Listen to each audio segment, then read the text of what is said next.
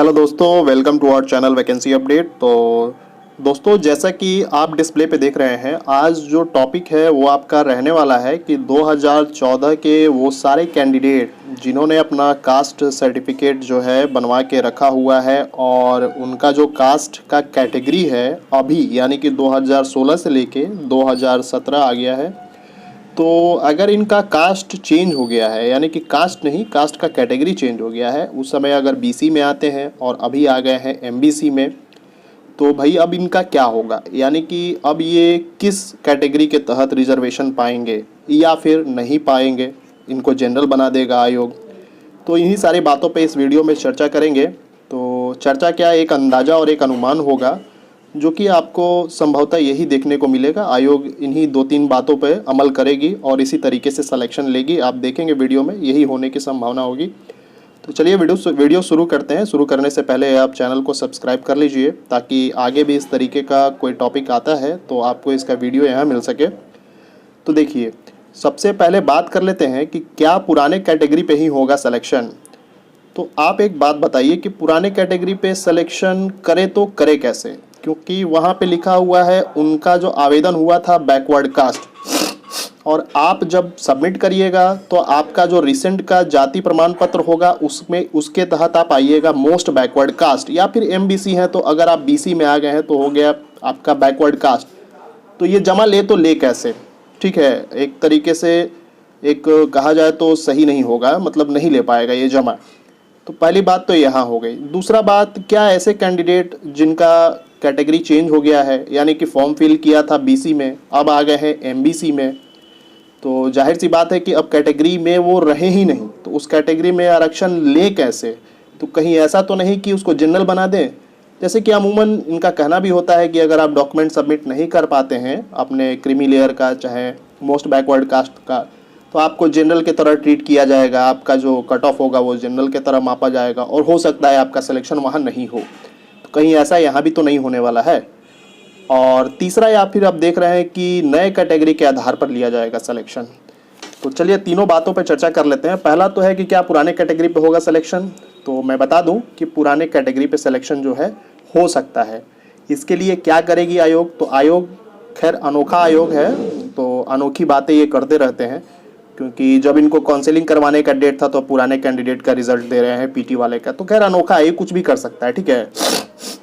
तो हो सकता है कि ये एक नोटिस दे दे कि ऐसे कैंडिडेट जो फॉर्म भरते समय उनका जो क्या बोलते हैं बीसी में थे और अभी अगर एमबीसी में आ गए हैं तो वो एमबीसी का कास्ट सर्टिफिकेट जमा करेंगे और साथ में किसी तरीके कोई एफिडेविट हो गया या फिर एक शपथ पत्र जो है कि अपने तरफ से एक जमा करवा लेगा कि जो है इन बीचों में 7 साल में इनका कैटेगरी बदल गया है, लेकिन इनको देंगे हम पुराने कैटेगरी के आधार पे ही रिजर्वेशन। तो ये कर सकता है, इसके करने में कोई दो मत नहीं है, एकदम नायाब आयोग है, कुछ भी ये कर सकता है, इस पर कुछ भी कहना मुश्किल है, करवा सकता है ये काम। दूसरा बात, अगर ऐसा नहीं कराएगा तो क्या करेगा। तो देखिए, अगर ऐसा नहीं करवाता है तो ये जनरल की तरह ट्रीट कर देगा, एक तरीके से जनरल बना देगा, जो कि ये करना इसके लिए महाआफत हो जाएगा।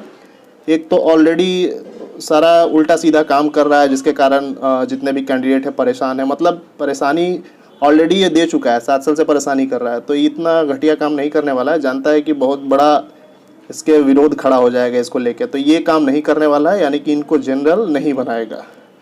अच्छा, तीसरा पॉइंट आप देख रहे हैं कि नए कैटेगरी के आधार पर ले जाएगा सिलेक्शन। तो नहीं, ऐसा नहीं करने वाला। देखिए, नए कैटेगरी के आधार पर सिलेक्शन कैसे लेगा आप ही बताइए, क्योंकि उस समय जब वैकेंसी निकाली गई होगी तो आपको पता होगा कि जो भी सीट होता है उसको कैटेगरी वाइज एक रेशियो के अनुपात में बांटा जाता है कि इतने कैटेगरी का, अगर मान के चलिए 1000 कैंडिडेट हैं तो 1000 सीट है, तो उसके तहत ही उसको डिवाइड किया गया है कि एमबीसी के लिए इतना सीट रखो। एक रेशियो के तहत जो रिजर्वेशन आप लोग जानते ही है 15% 27% जो रिजर्वेशन के तहत रखा जाता है सीट को, तो उस हिसाब से वहाँ पर रिजर्वेशन रखा गया है। तो देखिए, नए कैटेगरी के आधार पे आपको रिजर्वेशन नहीं देगा वो, आपका कैटेगरी यानी कि अगर आपका जाति का कैटेगरी 2014 में जो रहा है वो अगर आरक्षित जितना सीट है उतना ही रखेगा। और यहाँ पे संभावना ये हो सकती है, देखिए चूंकि 2014 का कास्ट सर्टिफिकेट किसी के पास नहीं होगा, अगर होगा भी तो आप जानते हैं कि इतना पुराना कास्ट सर्टिफिकेट कोई नहीं रखता, रिन्यू करवाते रहता है। अगर ओबीसी का सर्टिफिकेट आप रखे भी होंगे अगर बनवा के, तो वो आप जानते हैं कि हर साल, हर 2 साल या 1.5 साल, मुझे जानकारी नहीं है उतनी, लेकिन जहाँ तक मुझे न्यूज़, मतलब मेरा अपना खुद का नॉलेज कहता है कि 1 साल पे रिन्यूअल होता है ओबीसी सर्टिफिकेट का। तो ऑब्वियस सी बात है, कोई भी बंदा रिन्यू करवाने जाएगा तो जब उसका कास्ट ही बदल गया तो ऑब्वियस सी बात है फिर एक नए सिरे से अपना कास्ट सर्टिफिकेट और ओबीसी बनवाया होगा, फिर उसको रिन्यू 7 साल का बहुत लंबा समय होता है, रिन्यू होते होते वो ऑलरेडी बीसी से एमबीसी में आ चुका है। तो खैर ये तो हो नहीं सकता है। तो जो भी है इसको लेना पड़ेगा, जो है पुराने ही कैटेगरी के अनुसार आपको रिजर्वेशन देगा, और बीच में यही एक नोटिस दे सकता है कि ऐसे कैंडिडेट जो हैं, जो कि शुरुआत में जो इनका सर्टिफिकेट कास्ट, जो इनका कास्ट का कैटेगरी रहा है, उसी कास्ट के कैटेगरी के अंतर्गत जो सीट होगा या फिर जो उनका कट ऑफ होगा, उसी के हिसाब से ये रिजर्वेशन देंगे। हाँ, आपका कास्ट बदल गया है तो अब इनकी गलती है कि इन्होंने इतना लेट लेके पहुंचा दिया है कि बीच में सबका क्या, मैक्सिमम जो कास्ट वाले थे उनका कैटेगरी चेंज हो गया। तो आपकी गलती नहीं है, आप तो बिल्कुल अपडेट है भाई। आपका जो कास्ट चेंज हुआ, आपने उसका सर्टिफिकेट बनवाया, पुराना कोई नहीं रखता है, पुराना इतना 7 साल का पुराना कोई लेता भी नहीं है। कोई भी आयोग हो, चाहे बीएसएससी हो, चाहे सेंट्रल की हो, इतना पुराना कास्ट सर्टिफिकेट चलता नहीं है। अमूमन सब माइंड सेट होता है कि रिसेंट कास्ट सर्टिफिकेट बनवा कर रखना होता है, तो किसी के पास नहीं होने वाला है, ठीक है। तो यही करेगा ये कि बीच में एक नोटिस डलवा देगा कि जिसका चेंज हो गया है वो दीजिए रिसेंट वाला, बट आपको रिजर्वेशन दिया जाएगा जो जिस हिसाब से आपका रहा है 2014 का कैटेगरी, उसी हिसाब से आपको रिजर्वेशन आपके स्कोर कार्ड में हो गया, या फिर सीट जो आरक्षित है उसके हिसाब से आपको रिजर्वेशन दिया जाएगा। तो यही बातें थी जो कि काफ़ी लोग कन्फ्यूज़न में हैं। तो यही 3 संभावनाएं रह सकती हैं। तो पहला संभावना ही आपका मैक्सिमम है कि पुराने कैटेगरी के अनुसार ही सिलेक्शन दिया जाएगा, जनरल बिल्कुल नहीं करेगा, जूता नहीं खाना है इसको, ऑलरेडी चौपट कर रखा है पहले से ही। और जहाँ तक बात रही नए कैटेगरी के आधार पर, तो देखिए ये भी नहीं करेगा, क्योंकि ऑलरेडी जो नया कैटेगरी में अगर डालेगा तो ऑलरेडी वो पुराने कैटेगरी के कैंडिडेट तो वहाँ बैठे हुए हैं ही। कोई भी बीसी से एमबीसी बनता है, एमबीसी से बीसी तो बहुत ही आप लोगों ने कम ही सुना होगा कि मोस्ट बैकवर्ड कास्ट से बैकवर्ड कास्ट में डाल रहा है। जनरली जो रहता है नीचे नीचे ही रहता है, और ऊपर वाले को रिजर्वेशन थोड़ा ज़्यादा दे दिया जाता है, बैकवर्ड कास्ट को मोस्ट बैकवर्ड कास्ट की कैटेगरी में दे देता है। तो 2 संभावनाएं खत्म हो गई। आपका यही होगा कि पुराने कैटेगरी के आधार पे ही सिलेक्शन होगा। हाँ, ये बीच में ये अपनी गलती स्वीकारेगा, हमेशा स्वीकारता है। बीच में बोला था ना कि टेक्निकल त्रुटि के कारण कुछ लोग का पीटी में नहीं हो पाया था, तो ये अपनी गलती लिखेगा कि लेट हो जाने के कारण जो है पुराना कैटेगरी जो चेंज अगर कैटेगरी हो गया है तो नया वाला कैटेगरी सर्टिफिकेट जमा करिए, आपको आरक्षण पुराने कैटेगरी पे दिया जाएगा।